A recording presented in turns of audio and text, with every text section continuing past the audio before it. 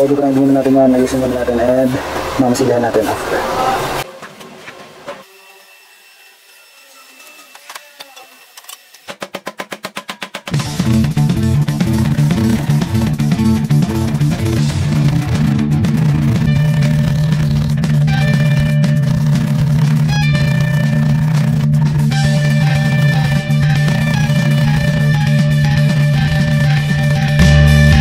Bale, ito pala, nilagyan natin ng groove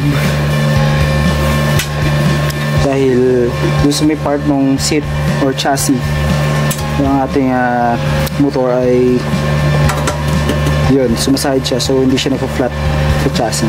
So kailangan natin ito lagyan ng groove para yun, mailapat natin ng buo, and then at the same time, itong edge na to pumantay doon sa chassis.